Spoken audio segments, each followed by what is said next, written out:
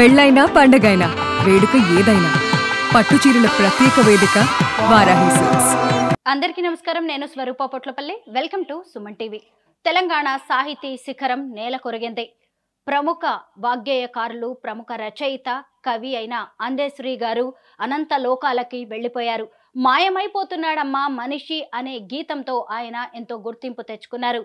అందెశ్రీ గారు రచించిన జయ జయ హే తెలంగాణ గీతాన్ని తెలంగాణ ప్రభుత్వం రాష్ట్ర గీతంగా గుర్తించింది.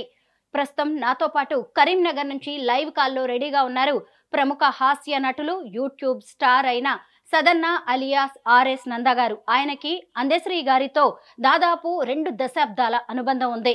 సదన్న గారితో మాట్లాడదాం. నమస్తే సదన్న గారు.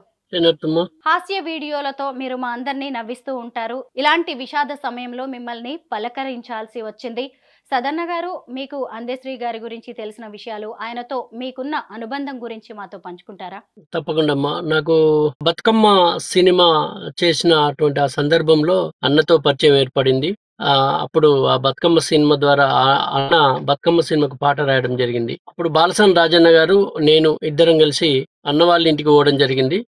అన్నతో దాదాపు ఒక 3 గంటల పాటు సాహిత్య చర్చలో పాల్గొని, ఎందుకంటే బాలసాని రాజన్న గారు కూడా స్వతహాగా కవి, నాకు కూడా సాహిత్య అభిరుచి ఉంది కాబట్టి నేను కూడా పాటలు రాసేవాడిని. అట్లా అన్నతో సాహిత్యానికి సంబంధించినటువంటి చర్చాగోష్ఠి ఒక దాదాపు 3 గంటల పాటు కొనసాగింది. అప్పుడు ఊరుమనదిరా సినిమాలోని ఆ పాట ఉర్రూతలుగుతున్నటువంటి సమయం, చూడా చక్కాని తల్లి సుక్కల్లో జాబిల్ అనేటువంటి పాట, ఆ సమయంలో మేము అన్న వాళ్ళ ఇంటికి పోయినప్పుడు అన్నతో కలిసి భోజనం, అంటే అక్క భోజనం ఏర్పాటు చేసింది మా కోసం. అందరితో కలిసి అక్కతో కూడా మధ్య మధ్యలో మాట్లాడేవాడిని, అన్నతో మాట్లాడేటోని. అన్న ఏంటంటే నేను రాసినటువంటి ఒక పాట ద్వారా ఇంకా నేనంటే బాగా అభిమానం ఏర్పడింది. నేను ఏదైనా పాట రాస్తే అన్నకు ఫోన్ చేసి, అన్న ఇట్లాంటి పాట రాసిన అంటే చాలా బాగుందిరా, బాగా రాసావు అని నన్ను చాలా అంటే ప్రశంసించేవాడు.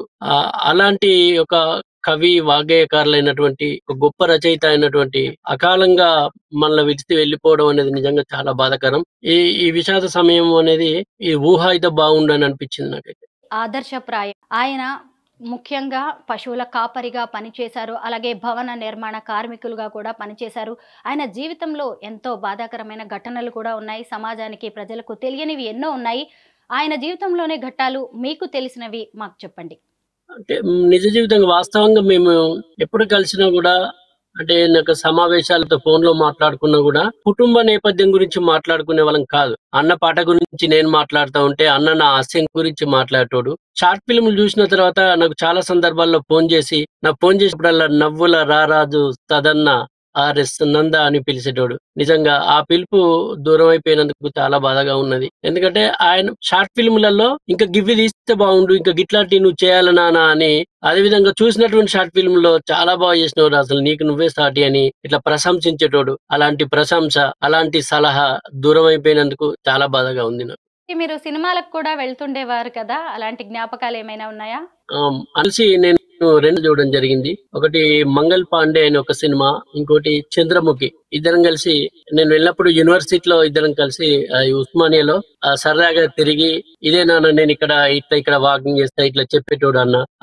వాటి గురించి మాట్లాడుతూ అట్లా అన్న వాళ్ళ ఇంటికి పోయినప్పుడు నన్ను మళ్ళీ తీసుకుని ఇద్దరం కలిసి ఆ 2 సినిమాలు చూడడం జరిగింది. ఆ సినిమా మీద చర్చ జరిగేది. అంటే ఎక్కువ ఎప్పుడు కనిపించినా, ఎప్పుడు ఫోన్ లో మాట్లాడినా అలాంటి చర్చనే జరిగేది. ఇక్కడ ఈ కరీంనగర్ కూడా ఆ అన్న ఒకసారి ధర్మపురి జగిత్యాల జోన్ లో పోయినప్పుడు నాకు బయలుదేరే ముందే ఫోన్ చేసి, నేను కరీంనగర్కి వస్తున్నానన్నా, నీకు ఒక బుక్ ఇవ్వాలని నాకు ఒక పుస్తకం కూడా ఇచ్చిపోవడం జరిగింది. అన్న రాసినటువంటి పుస్తకం వాక్కులమ్మ.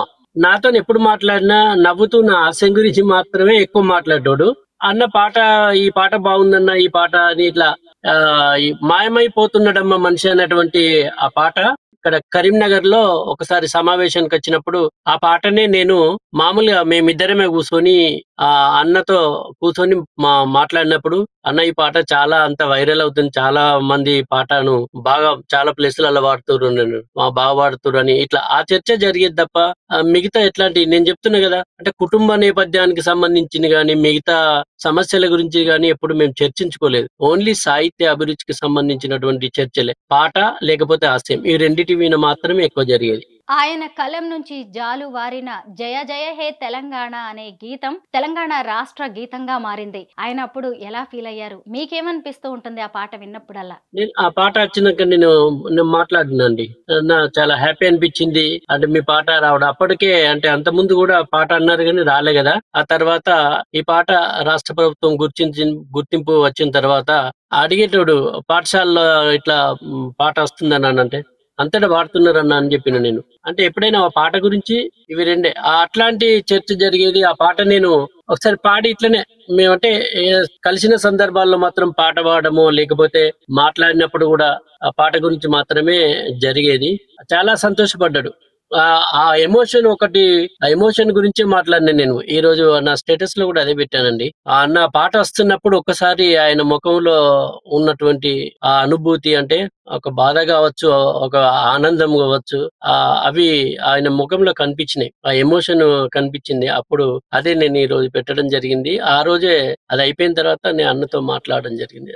అంటే హ్యాపీ ఎవరికైనా, ఇప్పుడు రంగం ఏదైనా కూడా గుర్తింపు వచ్చినప్పుడు ఉండేటువంటి ఆనందం వేరుంటది ఎవరికైనా సరే. కలవడం అనేది ఎవరికైనా ఓ జ్ఞాపకంగా ఉంటుంది. అలాంటిది సీఎం రేవంత్ రెడ్డి గారు అందశ్రీ గారితో ఇంటర్వ్యూ చేయడం అనేది జరిగింది. అప్పుడు ఆయన అసలు తన భావాలని ఎంత గొప్పగా వ్యక్తీకరించారో ఆ ఇంటర్వ్యూ చూసినప్పుడు మీకేమనిపించింది? చెప్తున్నానండి, ఎవరికైనా అంటే ఒక ఒక మామూలుగా ఉండేటువంటి మనం ఈ రోజు అంటే నేనెవరో తెలియనటువంటి సమయంలో నా పని వల్ల ఒక గుర్తింపు వచ్చి నన్ను ఒక ఉన్నత స్థానంలో కూర్చోబెట్టి ఒక వ్యక్తి పలకరించిందంటే అది చాలా హ్యాపీగా ఉంటది కదా ఎవరికైనా. అందశ్రీ గారి ఆలోచన విధానం ఎలా ఉంటుంది? ఎప్పుడైనా రాజకీయాల గురించి వారు మాట్లాడుతూ ఉంటారా? లేదండి, లేదు. అసలు మాకు రాజకీయాలకు సంబంధించిన గానీ ఇంకా వేరే ఏదో సమస్యలకు సంబంధించి ఎప్పుడు అట్లాంటి చర్చ లేదు. పాట, హాస్యం రెండిటే, ఇవి రెండు మాత్రమే.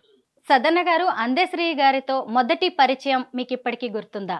గుర్తుందండి. మేమిద్దరం కలిసి దిగినటువంటి ఫోటో అది ఫస్ట్ దే. అన్న అసలు నా పాట, ఒక పాట అది ఇప్పుడు సందర్భం కాదు, కానీ ఆ పాట విన్న తర్వాతనే నేనంటే ఇంకా నా మీద అభిమానం ఏర్పడ్డది అన్నకు. అట్లా నా సాహిత్యం మీద కూడా, అంటే నా పాటలు బయటకు వచ్చినవి తక్కువ, కానీ రాసిన పాటను అన్నకు వినిపించేటోడిని. అట్లా నేనంటే ఆయన ఉండేది. అంటే నేనంటేనే అసలు ఆయనకి ఏంటంటే నవ్వేటోడు అంతే. చాలా గొప్ప, అంటే నువ్వు గొప్ప నటుని మీరా, ఇట్లా నీ బాగా ప్రశంసలు అందించేటోడు. అంటే ఒక క్యారెక్టర్ చేస్తున్నప్పుడు నువ్వు రాసుకునే పద్ధతి గాని, నువ్వు చేసే పద్ధతి గాని ఎక్కడ చిన్న వల్గర్ లేకుండా చేస్తావు నాన్న. అది నీ తల్లి భాషను అద్భుతంగా తీసుకెళ్తున్నావు. అట్లా చాలా ప్రశంసించేటోడు నన్ను. అట్లా మేము కలిసినప్పుడే దిగిన ఫోటో ఇప్పుడు కూడా మా ఇంట్లో ఉంటదండి. అదే ఇద్దరం కలిసి దిగిన ఫోటో. ఇక్కడికి వచ్చినప్పుడు కలిసి రీసెంట్ గానైతే ఒక పుస్తకం నాతో దాదాపు ఒక 1 అవర్ మేము కూర్చొని మాట్లాడడం జరిగింది. అన్న రానురా వచ్చి మా ఫ్రెండ్ సత్యం అని ఉంటాడు, ఆ సత్యం గారు, బ్రహ్మం గారు, ఇట్లా అక్కడ ఆ షాప్ లో కూర్చొని చాలాసేపు మాట్లాడుకున్నాం. అందశ్రీ గారి వంటి గొప్ప వ్యక్తిని కోల్పోవడం మనందరికీ కూడా ఎంతో తీరని లోటు. ఈ సందర్భంగా ఆయనతో ఉన్న అనుబంధాన్ని పంచుకోవడానికి మీరు ముందుకు వచ్చినందుకు ధన్యవాదాలు. నమస్తే అమ్మా, ధన్యవాదాలు.